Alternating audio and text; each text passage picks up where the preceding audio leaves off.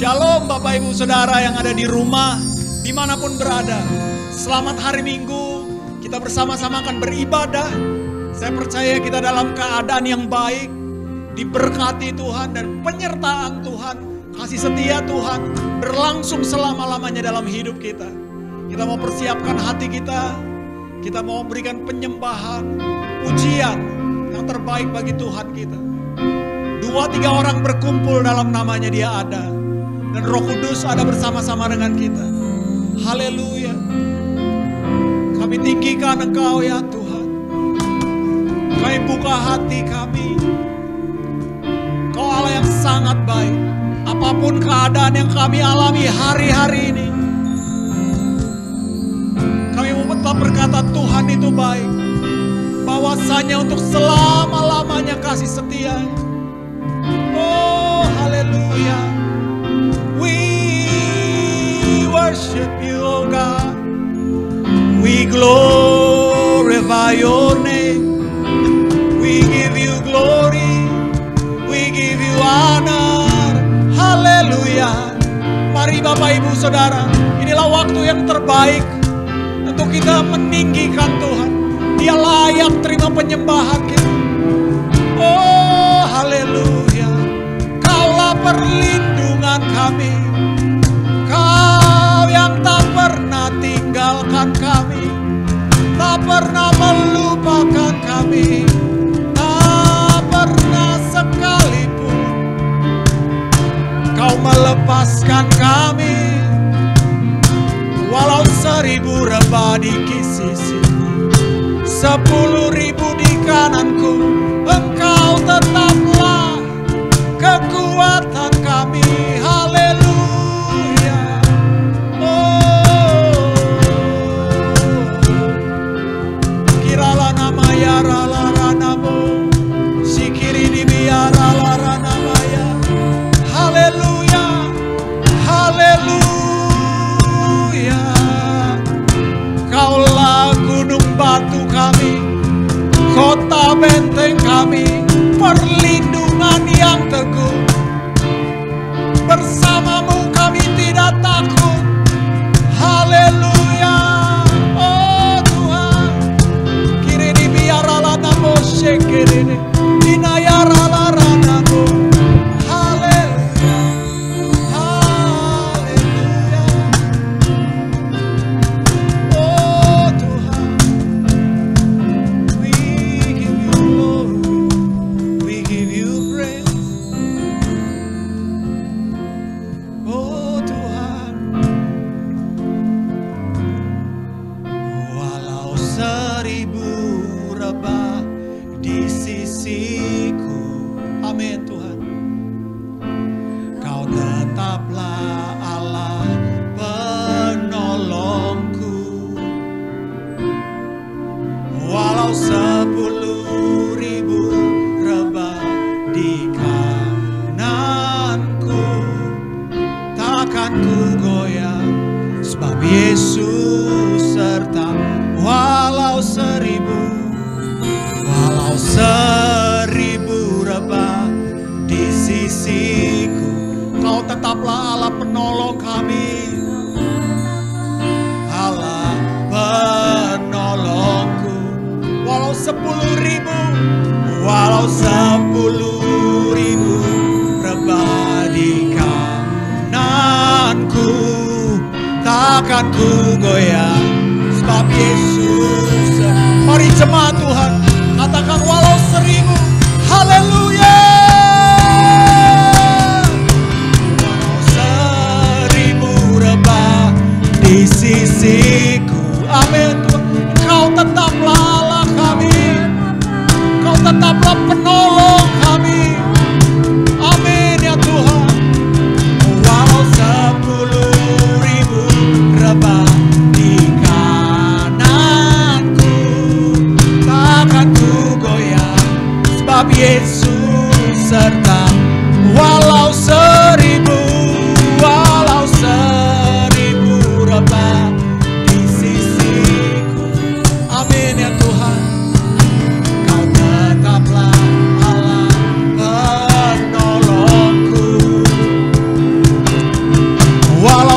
10.000 rebah di kananku, takkan ku goyah, sebab Yesus. Sekali lagi, walau 1000, walau 1000 rebah di sisiku, Kau tetaplah penolong kami. Kau yang gak pernah meninggalkan kami. Amin Tuhan Yesus. Walau 10.000 rebah di kananku, takkan ku goyah, sebab Yesus sertaku. Walau 1000 rebah di sisiku, Kau tetap setia menolong kami. Allah penolong. Walau 10.000 ya Tuhan, walau 10.000 rebah di kananku, takkan ku goyah, sebab Yesus sertaku. Walau 10.000, walau 10.000 rebah di kananku, takkan ku goyah, sebab Yesus serta. Walau 10.000, walau 10.000 rebah di kananku, takkan ku goyah, sebab Yesus sertaku.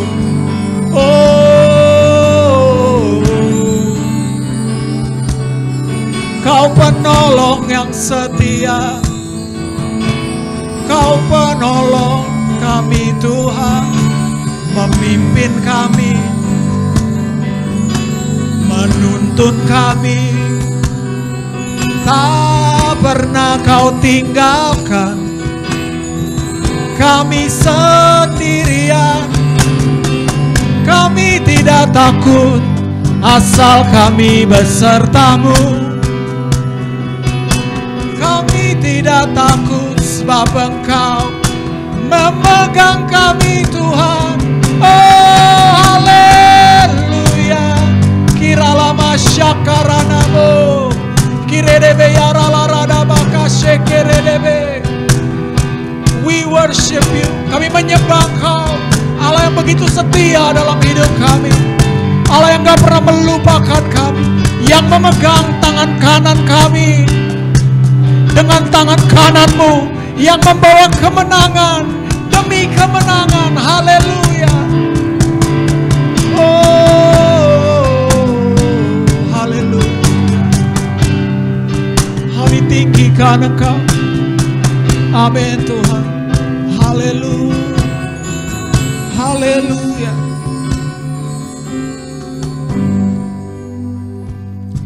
Terima kasih, kami bersyukur punya Tuhan yang setia, yang tidak dipengaruhi oleh apapun. Hari ini untuk kami beribadah, kami mau fokuskan mata kami, pikiran kami kepada Engkau Tuhan, penolong kami yang selalu baik sama kami.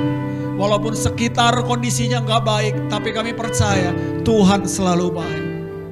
Engkau yang selalu menjaga dan melepaskan kami. Haleluya. Terima kasih Tuhan Yesus. Kami mau tinggikan nama-Mu, kami percaya Tuhan hadir.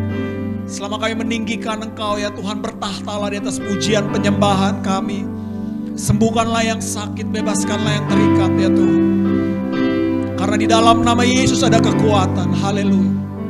Di dalam nama Yesus kami berdoa dan bersyukur. Haleluya. Yang percaya katakan amin. Amin Bapak Ibu. Kita percaya bahwa tahun ini, hari-hari ini yang kita alami, Tuhan selalu membebaskan kita. Amin. Kita mau angkat pujian ini.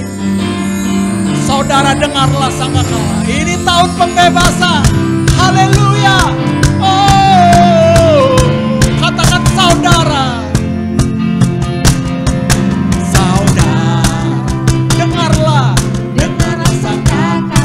Membawa pembebasan bagi semua orang. Tidakkah kau tahu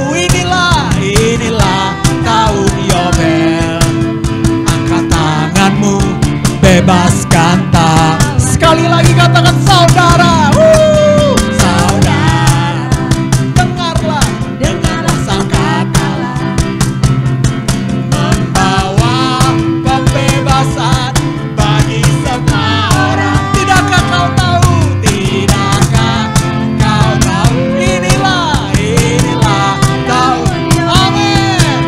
Angkat, bebaskan. Katakan ini tahun pembebasan. Haleluya. Ini tahun pembebasan. Ini tahun pembebasan. Semua tawanan dilepas. Katakan yang lumpuh. Haleluya. Yang lumpuh. Mari kita melompat. Lompat dan bersoraklah. Sebab ini tahun pembebasan. Katakan ini tahun. Ini tahun pembebasan. Ini tahun pembebasan. Semua tawanan dilepaskan. Oh, yang lumpuh. Yang lumpuh dan yang lompat. Lompat dan bersoraklah. Sebab ini tahun sekali lagi katakan. Ini tahun pembebasan. Ini tahun pembebasan. Semua tawanan. Haleluya. Ada kebebasan, ada kelepasan. Dan yang lompat dan bersoraklah. Sebab ini tahun. Ini tahun. Ini tahun pembebasan. Amin. Ini tahun pembebasan. Semuanya. Semua tawanan dilepas. Haleluya. Yang lumpuh dan yang lompat. Lompat dan bersoraklah. Sebab ini sekali lagi katakan ini tahun. Ini tahun pembebasan. Ini tahun. Kami percaya pembebasan terjadi. Dilepaskan. Amin. Yang lumpuh. Yang lumpuh dan yang lompat. Lompat dan bersoraklah. Sebab ini tahun pembebasan. Katakan sebab ini. Sebab ini tahun pembebasan. Katakan sebab ini.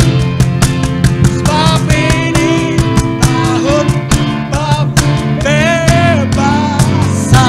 Haleluya. Haleluya. Dia membebaskan kita Bapak Ibu. Dan dia menjadikan kita lebih daripada pemenang. Yang percaya katakan amin. Kita akan angkat pujian ini. Saudara dan saya, Tuhan jadikan lebih dari pemenang. Amin. Lebih dari pemenang dalam segala perkara. Amin. Iblis telah dikalahkan oleh jika Allah di pihak kita, siapa dapat melawan? Kita lebih dari pemenang. Sekali lagi lebih dari pemenang dalam segala perkara. Iblis telah dikalahkan. Amin. Oleh kuasa. Jika Allah di pihak kita, siapa dapat? Kita lebih. Haleluya. Kita lebih dari pemenang. One, two. Haleluya. Amin.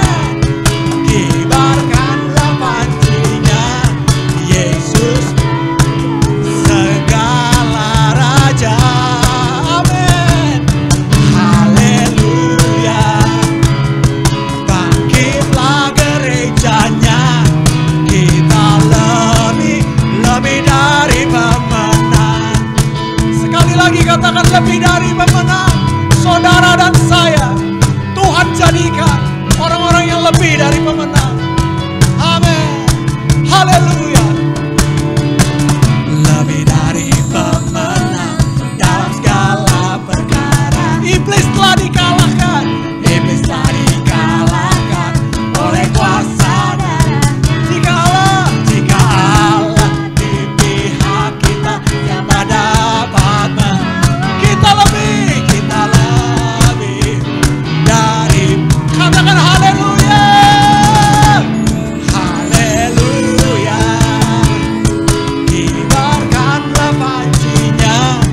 Yesus Raja segala raja. Haleluya, haleluya. Bangkitlah gerejanya, bangkitlah gerejanya. Kita lebih dari, katakan haleluya. Mari kibarkan haleluya. Kibarkanlah panjinya, Yesus Raja segala raja. Amin. Haleluya. Bangkitlah gerejanya, kita lebih dari bang. Katakan haleluya. Mari kita bertepuk tangan. Haleluya. Kibarkanlah panjinya, Yesus Raja segala raja. Katakan haleluya, haleluya. Bangkitlah gerejanya, kita lebih dari bang. Katakan haleluya, haleluya. Kibarkanlah panjinya, Yesus Raja segala raja. Haleluya. Bangkitlah gerejanya, kita lebih dari pemenang. Katakan kita lebih dari pemenang. Katakan saya lebih dari pemenang. Haleluya. Kita lebih dari pemenang. Hormat pujian kita hanya bagi Tuhan saja, yang menjadikan kita, yang menjadikan saudara dan saya lebih daripada pemenang. Haleluya. Haleluya. Kami tinggikan Engkau Tuhan. Engkau adalah pusat dari ibadah ini. Engkaulah pusat pujian penyembahan kami. Engkaulah alasannya kami beribadah. Tidak ada yang lain. Oh Tuhan. Haleluya. Tinggikan dirimu. Amin Tuhan. Mengatasi langit. Katakan kebesaran-Mu, kebesaran-Mu Tuhan. Mengatasi bumi, mengatasi bumi. Tinggikan dirimu. Haleluya. Mengatasi langit. Kemuliaan-Mu Tuhan. Mengatasi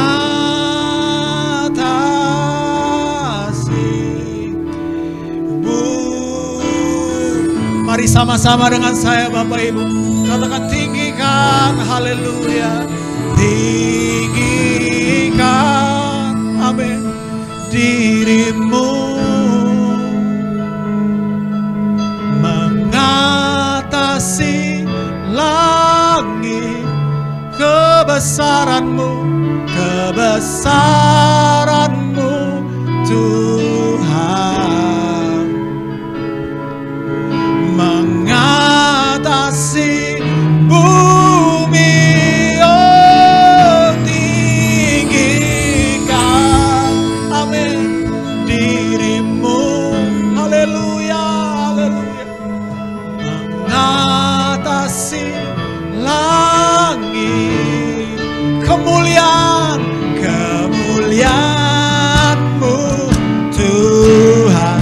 Katakan kebesaran-Mu, kebesaran-Mu Tuhan. Katakan keagungan-Mu, oh, keagungan-Mu Tuhan.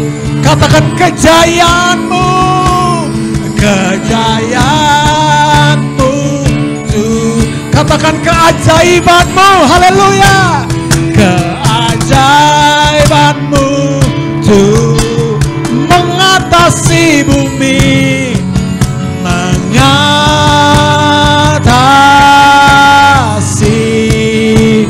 bumi. Oh,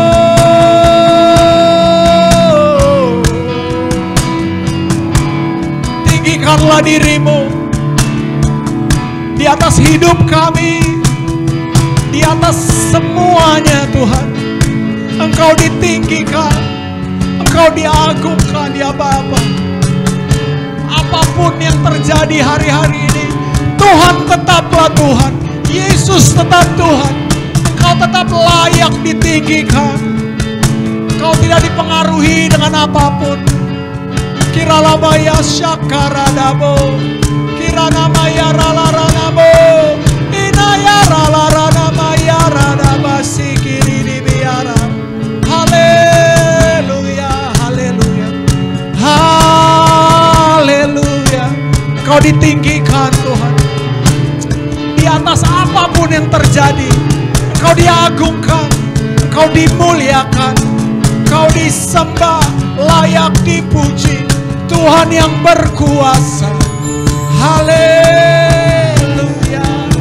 Berkuasa selamanya. Oh Tuhan.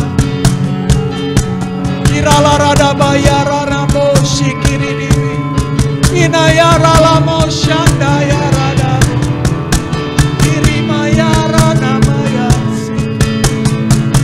Kimaya boya serala. Iralamaya lamo. Haleluya, haleluya.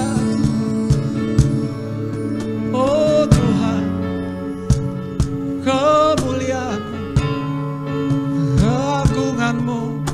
Oh Tuhan, terima kasih Tuhan, terima kasih. Haleluya, haleluya, haleluya. Di dalam nama Yesus kami siap menerima firman Tuhan. Haleluya. Amin.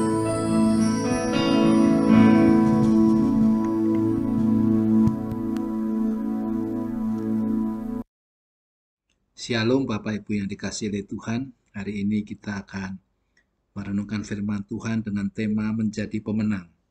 Sebelum kita mendengar firman Tuhan, mari kita bersatu hati dalam doa. Bapa di surga, kami mengucap syukur dan terima kasih kalau pada saat ini kami boleh menerima kesempatan untuk mendengarkan sebagian firman Tuhan. Kami rindu duduk di bawah kaki Tuhan, mendengarkan Tuhan berbicara. Urapilah kami dengan kuasa-Mu, urapilah firman-Mu dengan kuasa-Mu, sehingga firman-Mu berhasil daripada apa yang Kau suruh kepadanya dan melakukan apa yang Kau kehendaki. Juga urapi hamba-Mu dengan kuasa-Mu, sehingga hamba menyampaikan firman Tuhan dengan penuh kuasa dari Tuhan, dan semuanya berasal dari isi hati Tuhan untuk menjadi berkat bagi umat-Nya. Berkati firman-Mu Bapa, dalam nama Tuhan Yesus kami berdoa. Amin. Bapak Ibu yang dikasihi Tuhan, pembacaan firman Tuhan diambil dari Matius 16 ayat 22 sampai 23, dikatakan demikian. Tetapi Petrus menarik Yesus ke samping dan menegur dia, katanya, Tuhan, kiranya Allah menjauhkan hal itu. Hal itu sekali-kali tak akan menimpa engkau. Maka Yesus berpaling dan berkata kepada Petrus, Enyahlah iblis, engkau suatu batu sandungan bagiku, sebab engkau bukan memikirkan apa yang dipikirkan Allah, melainkan apa yang dipikirkan manusia. Sampai di sini pembacaan firman Tuhan. Bapak Ibu yang dikasihi oleh Tuhan, beberapa hari ini kita mendengar berita yang luar biasa, di mana Grecia Poli dan Apriani Rahayu mendapatkan medali emas di Olimpiade Tokyo. Mereka sebagai ganda putri bulu tangkis Indonesia yang pertama kali juara di Olimpiade sejak Olimpiade bulu tangkis, khususnya bulu tangkis yang diadakan sejak tahun 1992. satu-satunya lagu Indonesia Raya yang dikumandangkan di Tokyo sebagai penghargaan atas prestasi mendapatkan medali emas adalah dari ganda putri bulu tangkis ini. Di sini nampak gambar Grecia dan Apriani sedang memberikan penghormatan pada waktu bendera Indonesia dinaikkan diiringi lagu Indonesia Raya. Dan sangat mengharukan sekali betapa perjuangan mereka tidak mudah. Dan di sebelah kanannya ada gambar mereka sedang mencium atau menggigit medali emas yang mereka peroleh itu. Bapak Ibu yang dikasihi Tuhan, Jokowi, Presiden Indonesia, juga memberikan konferensi pers. Juga dia menyatakan bahwa penantian emas itu berakhir sudah siang ini.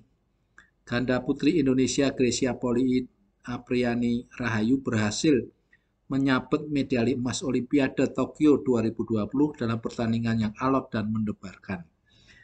Kemenangan ini menjadi kado ulang tahun kemerdekaan Indonesia, ya, digarisbawahi 2 pekan lagi. Selamat dan terima kasih Grecia Apriani. Bapak Ibu yang dikasihi Tuhan, ini luar biasa sekali. Presiden kita memberikan sambutan dan juga memberikan video call juga kepada Grecia dan Apriani. Dan sejak itu juga diberitakan bahwa ada begitu banyak hadiah yang menanti Grecia dan Apriani. Dikatakan mereka akan menerima 5 miliar dari Kemenpora RI, 500 juta rupiah dari Gracie Rich Malang. Ada destinasi super prioritas dari Menparekraf RI, ya, tujuan wisata maksudnya ini, ya. Mendapatkan iPhone 12 Pro Max dari pengusaha. Mendapatkan unit apartemen B Residence di kawasan PIK dari PBSI. Ada gerai bakso Aci dari Arif Muhammad hingga gerai es teh. Ada tanah rumah 5 sapi dari Bupati Konawe untuk Apriani.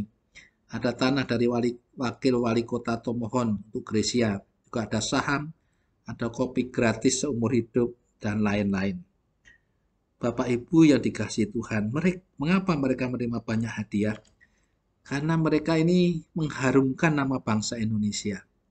Semua rakyat Indonesia bangga pada waktu lihat bendera merah putih dinaikkan dan lagu Indonesia Raya dikumandangkan. Itu sebagai lambang bahwa Indonesia juga mempunyai juara dunia. Dan ini merupakan rekod karena pertama kalinya ganda putri Indonesia di bidang bulu tangkis menjadi juara di Olimpiade. Dan ini pula satu-satunya medali emas Indonesia yang didapat di Olimpiade Tokyo 2020 ini. Bapak Ibu yang dikasihi oleh Tuhan, Tuhan Yesus juga bangga kalau kita sebagai umatnya adalah umat yang menjadi umat pemenang. Menang terhadap hidup ini, ya. Tuhan memberikan banyak hadiah di dalam Wahyu 2 ayat 7b, barang siapa menang, ia akan kuberi makan dari pohon kehidupan yang ada di taman Firdaus Allah. 17b Wahyu 2, barang siapa menang kepadanya akan kuberikan dari mana yang tersembunyi dan aku akan mengaruniakan kepadanya batu putih yang di atasnya tertulis nama baru yang tidak diketahui oleh siapapun selain oleh yang menerimanya. Ya. Wahyu 2 ayat 26, barang siapa menang akan melakukan pekerjaanku sampai kesudahannya. Kepadanya akan kukaruniakan kuasa atas bangsa-bangsa.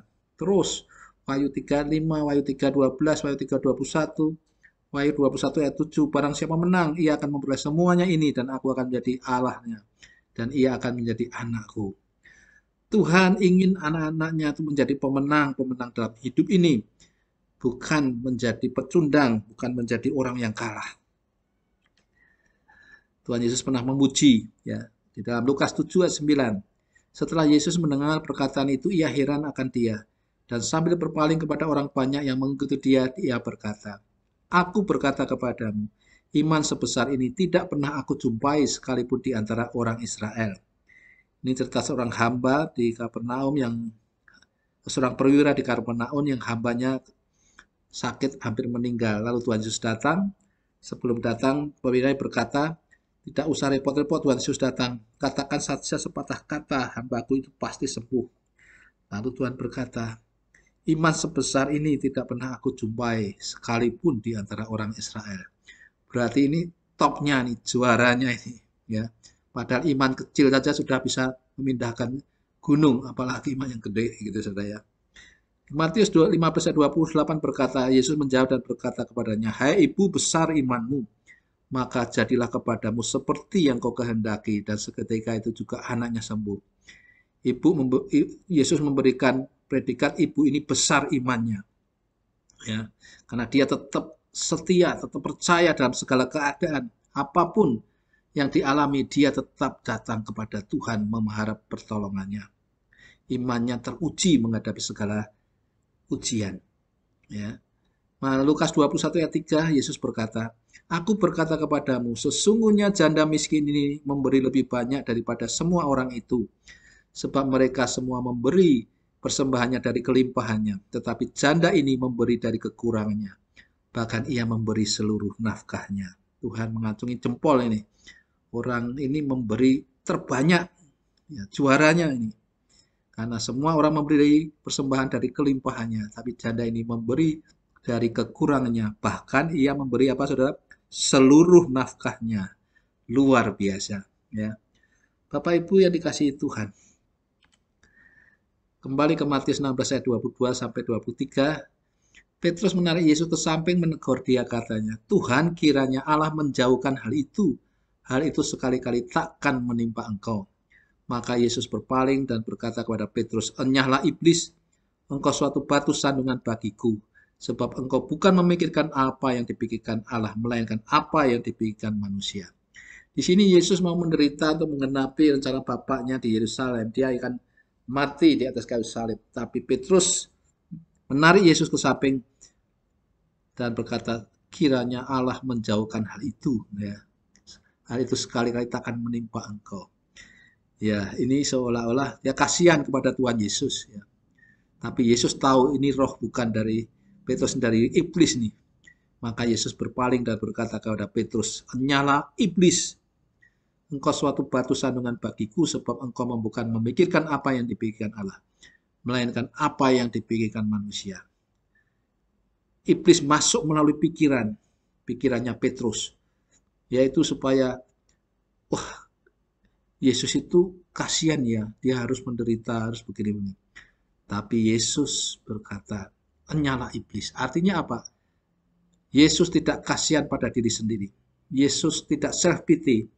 Dia rela menggenapi kehendak Bapaknya, berapapun harga yang harus dibayarnya. Yesus adalah seorang pemenang. Yesus bukan seorang pecundang. Yesus mengalahkan iblis. Yesus mengalahkan maut. Bapak Ibu yang dikasihi Tuhan, hati-hati terhadap pikiran-pikiran iblis yang suka masuk ke dalam pikiran anak-anaknya atau di sini muridnya Petrus. Ya, padahal Petrus melayani Tuhan, tapi ada pikiran-pikiran yang tidak berkenan kepada Allah. Karena pikiran ini pikiran menyayangi diri sendiri, ini pikiran egois, tidak mau memikirkan apa yang dikehendaki Allah, direncanakan Allah. Jadi secara ringkasan kita akan merenungkan bahwa untuk menjadi pemenang itu tidak semua orang, ya, hanya orang-orang yang berhasil mengalahkan musuh. Ya, waktu Indonesia merebut kemerdekaan, ya ini bulan Agustus, bulan kemerdekaan, mereka harus mengalahkan musuh. Waktu itu adalah musuhnya adalah Belanda yang telah menjajah Indonesia ratusan tahun. Mereka harus berjuang, mereka harus berkorban untuk mendapatkan kemenangan itu, untuk kemerdekaan itu. Ya, Gracia dan Apriani harus menang mengalahkan musuh-musuhnya. 6 kali mereka menang dan menjadi juara. Musuh orang Kristen adalah iblis yang berusaha agar pikiran kita selalu berkata, engkau ini kasihan, engkau ini paling malang sedunia. Iblis akan berusaha supaya anak-anak Tuhan menjadi depresi atau tertekan sehingga putus asa pada waktu mengalami persoalan-persoalan yang besar atau raksasa. Kemudian iblis berusaha untuk membunuh manusia. Tuhan Yesus berkata, aku datang supaya mereka mempunyainya dan mempunyai dalam segala kelimpahan. Tetapi iblis datang, pencuri itu datang untuk mencuri, membunuh, dan membinasakan. Iblis selalu berusaha membinasakan anak-anak Tuhan, tetapi kita harus jadi pemenang dalam hidup ini. Mari kita melihat bagaimana melawan self-pity, ya. Salah satu arti self-pity ini adalah satu tawaran dari dunia yang berkilau, atau dalam bahasa Ibrani-nya amori, saudara ya. Ya, iblis atau Lucifer menawarkan cinta dunia, ya. Dia mencobai Tuhan Yesus, ya. Kalau engkau mau menyembah aku, maka seluruh dunia ini akan kuberikan kepadamu, ya. Iblis selalu berusaha supaya kita ini mencintai diri kita sehingga tidak mematuhi perintah Allah. Nah, ini hal yang berbahaya. Iblis selalu berusaha supaya kita itu kasihan pada diri kita sendiri sehingga kita tidak perlu ikutin perintah Allah. Kita ingat Marta. Marta pernah berkata kepada Tuhan Yesus, Tuhan, tidak akan kau peduli saudaraku membiarkan aku melayani seorang diri. Suruhlah ia membantu aku. Ya. Marta self-pity, merasa dirinya seorang diri di dunia ini paling menderita. Demikian juga anak sulung yang protes kepada bapaknya pada waktu bapaknya mengadakan pesta, pada waktu anak bungsu kembali. Ya. Anak sulung berkata, aku telah bertahun-tahun aku melayani bapak. Anak kambing bapak nggak kasih, sekarang adik ini, anak bungsu ini yang sudah menghamburkan uangnya dengan pelacur-pelacur malah diadakan pesta. Ya, ini berbicara tentang apa? Self-pity, merasa diri lebih menderita, merasa tidak kasihnya bapak kurang, merasa bapak kurang peduli, seperti Marta merasa Tuhan Yesus tidak peduli. Anak sulung ini juga iri hati melihat berkat yang diterima oleh adiknya. Ya. Jadi kalau kita mau menjadi pemenang, mau menjadi juara, kita harus bisa mengalahkan iri hati, mengalahkan self-pity, mengalahkan kasihan pada diri sendiri. Kita harus menang menghadapi masalah ini. Tanpa menang menghadapi masalah ini, kita akan tidak bisa menjadi saksi, menjadi garam dan terang bagi dunia sekitar kita. Ini ada gambar Maggie McNeil, ya, dari Kanada, ya. Maggie ini jadi merebut yang pertama, saudara, di Olimpiade Tokyo, ya, kalau salah pas gaya kupu-kupu kalau tidak salah, ya. Dia ini mengalahkan saingannya dari RRC, ya. Ini Maggie ini seolah-olah memukul RRC, ya, karena ada kebijakan pembatasan satu anak di RRC, maka anak yang lahir setelah anak yang pertama itu terpaksa diadopsi, dan anak ini diadopsi oleh pasangan dari Kanada, ya. Dan namanya jadi Maggie McNeil, ya. Tapi dia di Olimpiade mengalahkan Cina nomor 2, saudara. Ya, ini mau berbicara apa? Walaupun dia mungkin anak adopsi, anak buangan atau anak tidak diakui orang tua, tetapi dia bisa mengalahkan, ya, yang terbaik dari RRC, saudara. Ya, luar biasa. Saudara yang dikasih Tuhan, jangan self-pity. Ya. Kita lihat di Alkitab ada cerita Yefta, anak dari Gilead, seorang pahlawan Israel yang gagah perkasa. Namun ibu Yefta bukanlah istri sah Gilead, melainkan seorang wanita tunasusila, ya, Hakim-Hakim 11 ayat 1. Pada awalnya ketika anak-anak Gilead dari istri yang sah dan Yefta masih kecil, semuanya baik-baik saja. Tetapi dengan lewatnya waktu, anak-anak Gilead yang lain menyadari bahwa Yefta bukanlah saudara kandung mereka, tetapi anak dari seorang pelacur. Mereka akhirnya memutuskan untuk memperlakukan Yefta dengan sangat kasar. Singkat cerita, anak-anak Gilead mengusir Yefta sebab dianggap bukan saudara mereka dan sama sekali tidak berhak atas harta warisan orang tua. Ya, di sini kita belajar ternyata Yefta, ya, bisa ada dua reaksi. Yang pertama, Yefta reaksi pertama bisa merasa ditolak lalu tergeletak, merasa down, frustrasi, menyesali diri sendiri.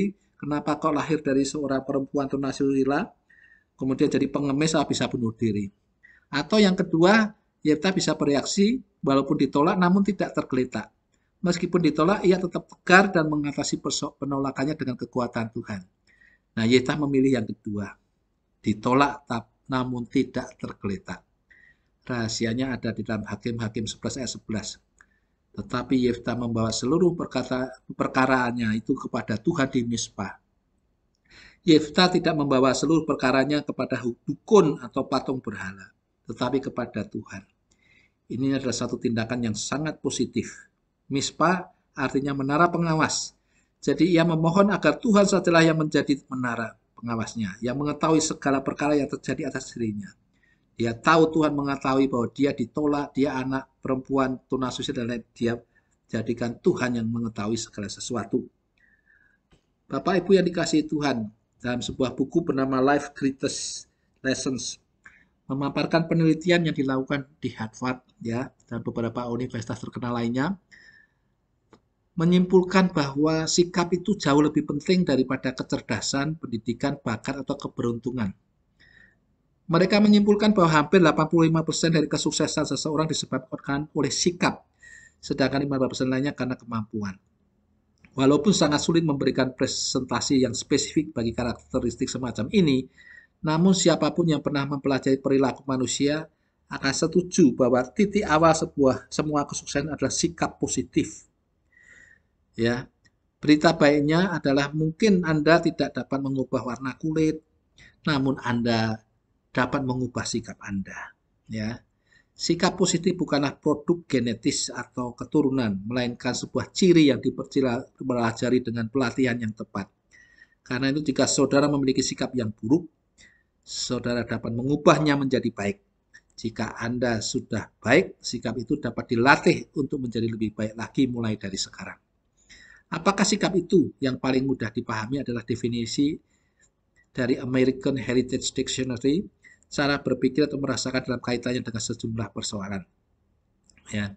Dalam bersikap ini, ada dalam diri saudara ada pikiran-pikiran, ada perasaan-perasaan tentang diri, orang lain, keadaan, dan kehidupan secara umum. Ya. Jadi, pikiran-pikiran ini mempunyai efek yang besar dalam kehidupan kita. Ya, tadi iblis menggunakan pikirannya Petrus untuk apa? Untuk supaya Yesus jangan menderita. Padahal ini bertolak belakang dengan rencana Allah Bapaknya. Ya, jadi rintangan itu bagi seorang calon juara merupakan sarapan. Ya. Dia memiliki kekuatan, menjadi makanan untuk kekuatan. Tidak ada kesuksesan sejati tanpa perjuangan dan tanpa pengorbanan. Setiap orang memiliki rintangannya sendiri. Tinggal terserah kita masing-masing. Kita dapat memilih untuk menyerah atau memilih untuk bertekun hingga titik darah terakhir. Itu adalah sikap dan sikap itu adalah sebuah pilihan. Bangsa Israel sikapnya di padang gurun tidak percaya kepada Tuhan, bersungut-sungut menyalahkan Tuhan, menyalahkan Musa. Akibatnya Tuhan marah, mereka 40 tahun di padang gurun tidak masuk tanah yang dijanjikan Tuhan. Jadi sikap ini penting. Karena sikap itu mempengaruhi apa yang kita peroleh atau tidak kita peroleh. Sikap positif membentuk kita untuk memiliki pikiran yang terbuka, bukan tertutup. Ya. Kalau perahu kehidupan kita hanya berlayar di pantai, maka perlu diketahui kehidupan pantai tidak pernah menghasilkan pelaut yang terampil. Pelaut yang terampil adalah pelaut yang pernah mengarungi laut yang dalam, mengalami gelombang lautan yang tinggi dan dapat tetap menguasainya. Kita tidak dapat berdoa agar lautan tidak pernah bergelombang, tapi kita dapat berdoa agar melalui gelombang itu Tuhan memampukan kita menjadi pelaut yang terampil. Yefta tidak mencari kambing hitam, tidak menyalahkan ibunya, dia tidak menyalahkan keadaan. Dia tetap berjuang sehingga dia menjadi pemimpin dan dia sukses memimpin bangsanya mengalahkan musuh-musuhnya. Dia menjadi pahlawan, kalau istilahnya sekarang. Ya. Saya ingat perkataan Tuhan Yesus, batu yang dibuang oleh tukang bangunan telah menjadi batu penjuru. Ditolak, Yefta malah berprestasi. Ditolak, Yefta malah menjadi pemimpin. Ya, jadi untuk mengalahkan self-pity, kasihan pada diri sendiri, kita harus mempunyai sikap positif. Terus berjuang, tidak terpuruk, terus mengembangkan kemampuan, serta membawa masalah kita kepada Tuhan. Karena kita tahu Allah turut bekerja dalam segala sesuatu mendatangkan kebaikan bagi kita yang mengasihi Dia dan yang terpanggil sesuai dengan rencananya. Roma 8 ayat 28. Yusuf berkata dalam Kejadian 20 kepada saudara-saudaranya, memang kamu telah mereka-rekakan yang jahat terhadap aku, tetapi Allah telah mereka-rekakannya untuk kebaikan, dengan maksud melakukan seperti yang terjadi sekarang ini, yakni memelihara hidup suatu bangsa yang besar. Yefta diusir, ditolak dari keluarganya menjadi pemimpin yang menyelamatkan bangsanya. Bapak Ibu yang dikasih ke Tuhan, selain self pity atau kasihan pada diri sendiri, itu adalah yang kedua adalah lembah putus asa. Iblis adalah roh yang sering membawa anak-anak Tuhan terjebak dalam lembah. Lembah ini membuat anak-anak Tuhan dan hamba-hamba Tuhan tidak menyelesaikan tugasnya karena stres, lelah mengasihani diri, patah semangat, bosan, dan lain-lainnya. Mereka tidak tahu apa sebabnya. Ya, roh ini juga yang menyerang Elia saat dia melawan 400 nabi Baal dan tidak merasa takut. Tetapi kemudian Isabel mengancam Elia dan Elia lari. Ia berkata, Tuhan, aku ini sama dengan yang lain. Aku mati saja, hidupku amat melelahkan, katanya. Ya, saudara, hati-hati kalau pikiran saudara sudah masuk ke dalam lembah depresi, stres, dan tertekan ini. Merasa gagal, semuanya tidak ada artinya, merasa mana janji Tuhan. Ya, Tuhan Yesus berkata, iblis itu adalah pencuri, dan pencuri datang adalah untuk mencuri, membunuh, dan membinasakan. Yang ingin mencuri sukacita anak-anak Tuhan. Mari kita dengar sekarang cerita tentang seorang yang bernama Nyonya Thelma Thompson. Ya, mungkin sudah pernah dengar, tapi saya mau ceritakan lagi atau mengingatkan. Dia berkata, pada waktu perang Bekor-Bar, suami saya bertugas di kamp latihan Angkatan Darat di padang pasir Mojave di California. Saya juga pergi ke sana mengikuti suami saya. Tempatnya keras dan menjijikkan. Saya tidak bisa kerasan tinggal di tempat tersebut. Sebelumnya saya tidak pernah hidup sengsara seperti itu. Suatu ketika suami saya diperintahkan untuk memimpin latihan di tempat lain, juga di daerah padang pasir Mojave. Saya terpaksa tinggal di dalam kemah sendirian. Udara sangat panas, suhunya di atas 51 derajat Celcius, di bawah naungan pohon-pohon kaktus. Tidak ada orang yang dapat saya ajak bicara, kecuali orang-orang Meksiko dan orang Indian. Tapi mereka juga tidak bisa bicara bahasa Inggris. Angin kencang bertiup, tiada hentinya. Makanan penuh pasir, udara untuk bernapas penuh pasir, semua serba pasir, pasir, pasir. Saya sedih sekali, hati saya pedih tiada terkira. Saya menyesali hidup saya. Karena tidak tahan lagi, saya menulis surat kepada orang tua saya. Saya ceritakan kepada mereka bahwa saya tidak kuat lagi, sudah putus asa dan ingin pulang. Saya katakan pula bahwa saya tidak bisa tinggal di sana lebih lama lagi. Lebih baik saya tinggal di penjara. Surat saya dibalas. Ayah yang membalasnya. Isinya cuma 2 baris. Namun pesan yang hanya terdiri dari 2 baris tersebut senantiasa terngiang-ngiang di dalam ingatan saya. Dan telah mengubah hidup saya 180 derajat. Bunyinya demikian. 2 orang narapidana mengintip dari balik terali besi. Yang satu melihat lumpur, yang lain melihat bintang. Surat yang berisi 2 baris itu saya baca berulang-ulang. Saya malu terhadap diri saya sendiri. Saya bertekad mencari hal-hal yang positif dan baik dalam situasi yang sedang saya hadapi. Saya mau melihat bintang. Oleh karena itu saya lalu bersahabat dengan para penduduk asli. Saya terkejut melihat tanggapan mereka. Ternyata orang-orang itu sangat ramah dan baik hati. Ketika melihat saya menaruh perhatian pada tenunan serta hasil keramik mereka, saya lalu diberi hadiah barang-barang bagus dan antik. Padahal mereka tidak mau melepaskan barang-barang tersebut kepada turis yang mau membelinya. Saya juga berusaha menikmati alam sekitar, tumbuh-tumbuhan. Juga saya menyelidiki bentuk keindahan masing-masing kaktus dan masing-masing pohon. Saya menyelidiki juga tikus-tikus serta binatang-binatang lain yang hidup di padang pasir tersebut. Saya berusaha menikmati keindahan matahari terbit di lautan pasir. Kecuali itu saya mencari kerang-kerang laut yang berjuta tahun sebelumnya berada di dasar lautan. Hidup saya mengalami perubahan hebat. Apa yang menyebabkan padang pasir tidak berubah? Orang-orang Indian juga tidak berubah, tetapi saya yang berubah. Sikap pikiran saya telah berubah. Dengan bersikap demikian saya berhasil mengubah pengalaman pahit menjadi pengalaman petualangan yang mengasihkan dan mengesankan. Dunia baru yang saya temukan ini sangat menggairahkan dan membangkitkan semangat saya untuk menuliskannya dalam bentuk novel. Ya, saudara, dia menulis novel dan dia berkata, saya mengintip lewat celah-celah tirai besi penjara ciptaan saya sendiri dan menemukan bintang-bintang cemerlang di langit yang biru. Saudara yang dikasihi Tuhan, kebahagiaan tidak berarti selalu mahal. Ya. Saudara yang dikasihi Tuhan, Mari kita mengalahkan segala hal yang menurut kita menekan hidup kita. Kita melihat apa yang masih ada. Kita hitung berkat Tuhan. Kita rayakan yang menjadi kesuksesan kita. Jangan melihat yang sudah hilang. Mari kita lihat yang baik yang masih ada.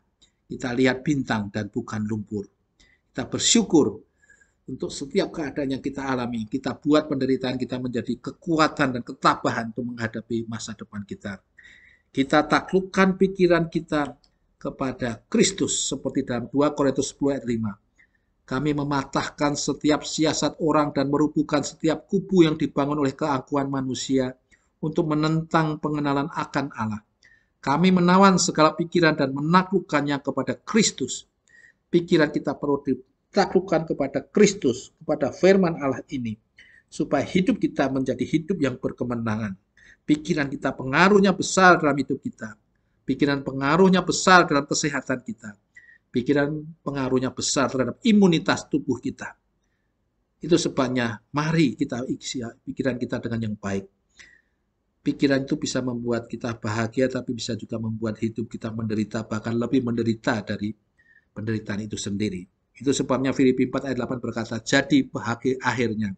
Saudara-saudara, semua yang benar, semua yang mulia, semua yang adil, semua yang suci, semua yang manis, semua yang sedap didengar, semua yang disebut kebajikan dan patut dipuji, pikirkanlah semuanya itu. Isi pikiran kita dengan hal yang indah, mulia, benar, yang disebut kebajikan.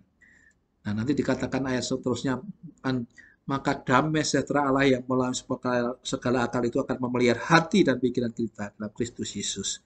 Bersyukurlah.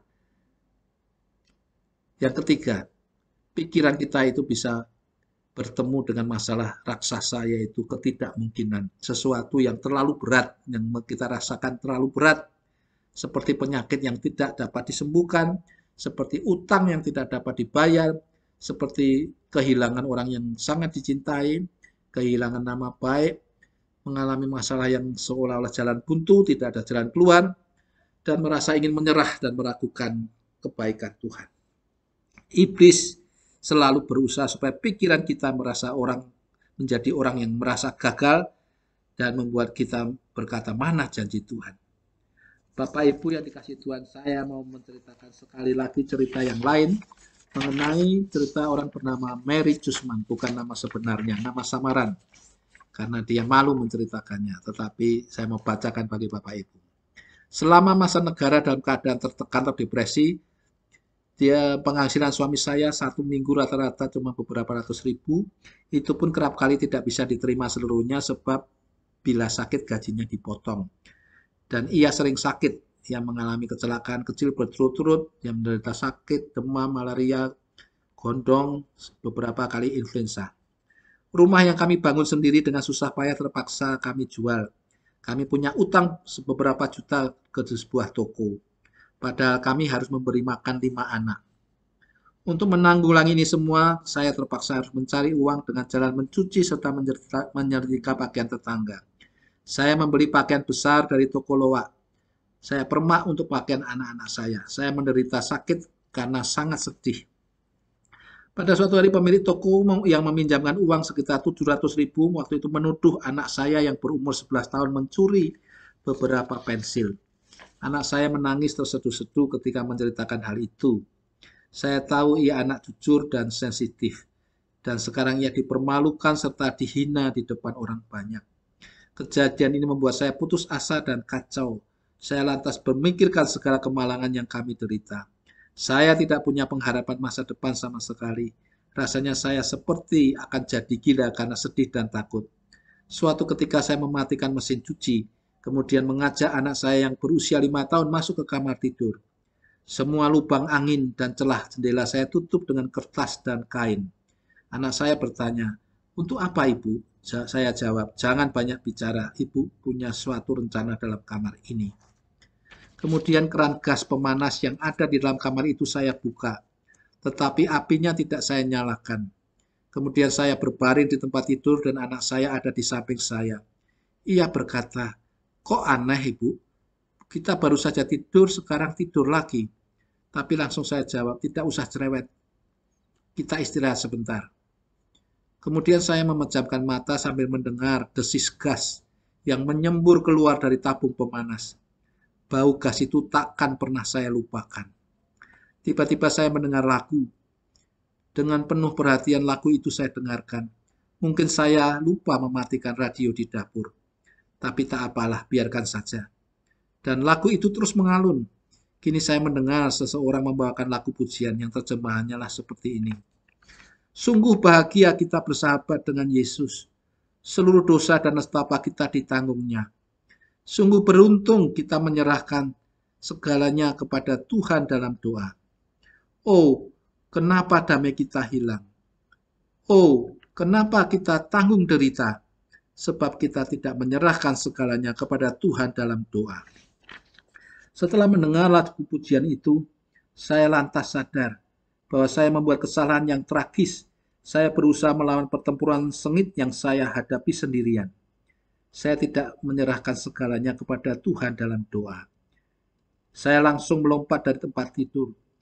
Keran gas saya matikan dan pintu serta jendela saya buka lebar-lebar. Saya menangis dan berdoa sampai malam. Tetapi saya tidak berdoa minta pertolongan. Saya curahkan seluruh isi hati saya dengan rasa terima kasih yang sebesar-besarnya kepada Tuhan atas segala anugerah yang dilimpahkan kepada saya.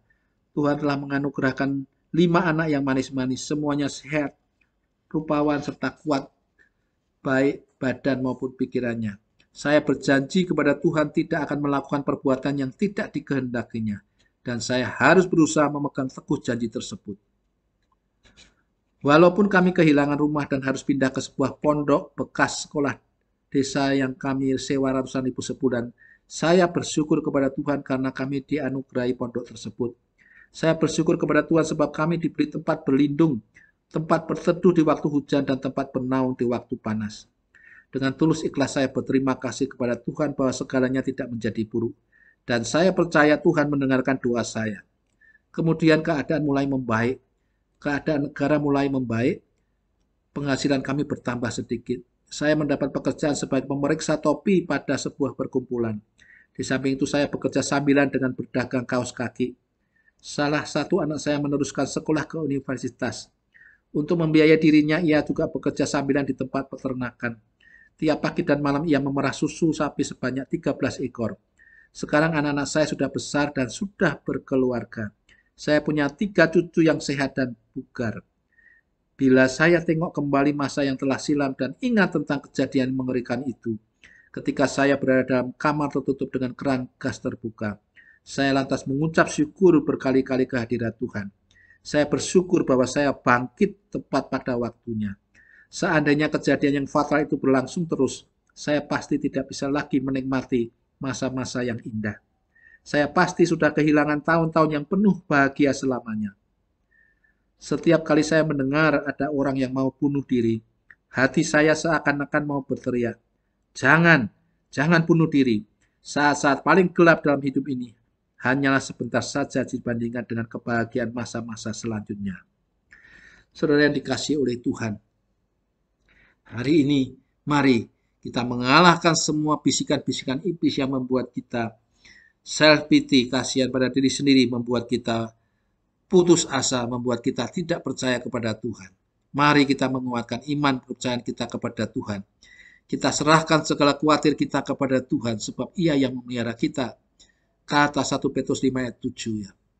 Khawatir tidak untuk dipikul, tapi diserahkan kepada Tuhan.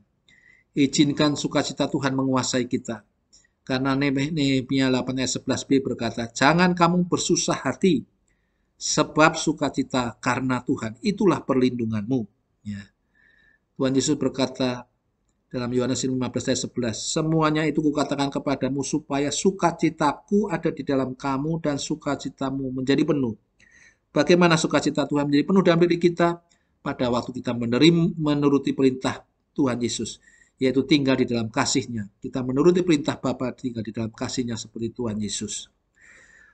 Di dalam 1 Petrus 5 ayat 7-10 dikatakan begini, Serahkanlah segala kekhawatiranmu kepadanya, sebab Ia yang memelihara kamu. Sadarlah dan berjaga-jagalah. Lawanmu si iblis berjalan keliling sama seperti singa yang mengaum-ngaum dan mencari orang yang dapat ditelannya. Lawanlah dia dengan iman yang teguh, sebab kamu tahu bahwa semua saudaramu di seluruh dunia menanggung penderitaan yang sama. Dan Allah sumber segala kasih karunia, yang telah memanggil kamu dalam Kristus kepada kemuliaan yang kekal, akan melengkapi, meneguhkan, menguatkan, dan mengokohkan kamu sesudah kamu menderita seketika lamanya. Saudara yang dikasihi Tuhan, mari hari ini biarlah pikiran kita diisi dengan kebenaran firman Tuhan. Mari kita belajar bersyukur dalam segala keadaan. Kita menyerahkan segala sesuatu kekhawatiran kita dalam doa kepada Tuhan. Sebab Dia yang bertanggung jawab, Dia yang memelihara kehidupan kita. Dan segala sesuatu ada di tangan Dia. Tuhan sanggup memulihkan segala keadaan kita. Tuhan sanggup memberikan kesukacita dan damai sejahtera yang melampaui segala akal itu. Sehingga kita dapat menikmati hidup ini bersama dengan Tuhan Yesus Kristus. Tuhan memberkati. Mari kita berdoa. Bapa di surga, firman-Mu telah disampaikan, suara hamba-Mu telah selesai berbicara, tetapi biarlah suara Roh Kudus-Mu tetap berbicara dalam diri anak-anak-Mu, sehingga kami menjadi pemenang-pemenang dalam hidup ini. Kami menjadi juara-juara dalam hidup ini. Kami mempunyai iman yang teguh. Kami mempunyai kepercayaan yang kuat kepada Tuhan. Kami tahu Tuhan turut bekerja dalam segala sesuatu mendatangkan kebaikan bagi kami. Sekalipun saat kami ini belum melihat, tapi kami percaya satu kali kami akan melihat kemuliaan Tuhan. Karena ada firman-Mu berkata, bukankah telah kukatakan kepadamu, kalau engkau percaya, engkau akan melihat kemuliaan Allah. Biarlah anak-anak-Mu melihat kemuliaan Allah. Yang sakit Tuhan sembuhkan, yang lemah Tuhan kuatkan, yang susah Tuhan berikan penghiburan, yang menerima masalah Tuhan berikan jalan keluar. Mujizat Tuhan nyata bagi umat-Nya. Diberkatilah kami semua Tuhan. Dalam nama Tuhan Yesus Kristus kami berdoa. Haleluya, puji Tuhan. Amin, amin, amin. Tuhan memberkati. Tinggikan, amin, dirimu mengatasi langit. Kebesaran-Mu, kebesaran-Mu Tuhan, mengatasi bumi. Oh, tinggikan, amin, dirimu. Haleluya, haleluya. Mengatasi langit, kemuliaan, kemuliaan-Mu Tuhan. Katakan kebesaran-Mu, kebesaran-Mu Tuhan. Katakan keagungan-Mu, oh, keagungan-Mu Tuhan.